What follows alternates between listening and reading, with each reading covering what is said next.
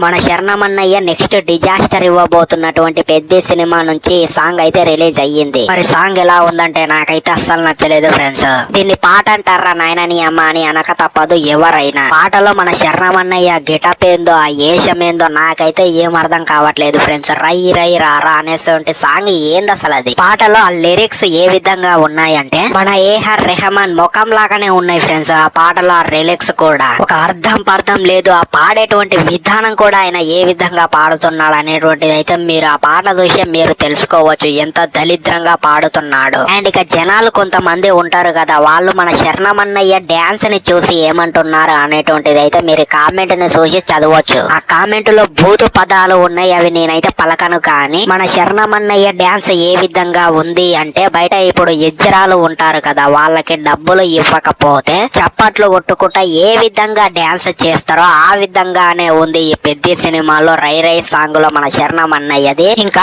కొత్తగా ఏముందిరా నాయన ఈ పెద్ద సినిమాలో మొన్న రిలీజ్ అయినటువంటి ఆ సాంగ్ లో కూడా చికిరి చికిరి సాంగ్ లో కూడా ఆ దొడ్డికి స్టెప్ ఏపించారు. మీకు మీ సినిమాలకు ఒక దండం రా నాయన. ఏం సినిమాలు తీస్తున్నారా నాయన, జనాలకి ఉపయోగపడేటువంటి సినిమాలు తీయండి అంటే మీకు నచ్చినట్టు అడ్డదిడ్డంగా సినిమాలు తీసుకుంటూ పోతే అసలు ఏంది ఇది. అండ్ ఇక ఈ పెద్ద సినిమాలో మన శరణమన్నయ్య స్వయంగా వచ్చి డాన్స్ చెయ్యలేడు అని చెప్పి కొంతమంది అయితే అంటున్నారు. రూమర్స్ కూడా వినపడుతున్నాయి ఫ్రెండ్స్. కానీ ఏదో ఏమో మరి నిజమో అబద్ధమో నాకైతే తెలియదు. కానీ ఒకవేళ ఇదే నిజమైతే ఖచ్చితంగా ఇంకో వీడియోలో చెప్పేటువంటి ప్రయత్నం చేస్తా. ఇంకో వీడియో చేయడానికైతే నేనైతే సిద్ధంగా ఉన్నా. సో ఫైనల్ గా మీకు ఎట్లా అనిపించింది పెద్ద సినిమా నుంచి వచ్చినటువంటి రై రై సాంగ్ ఏ విధంగా అనిపించింది అనేటువంటిది అయితే డెఫినెట్లీ కింద కామెంట్ సెక్షన్ లో చెప్పండి. మన ఛానల్ ని సబ్స్క్రైబ్ చెయ్యండి. ఇలాంటి జెన్యూన్ వీడియోలు మరెన్నో వస్తుంటాయి. సో మరి ఉంటా, పని వరకు సైనింగ్ ఆఫ్. Bye.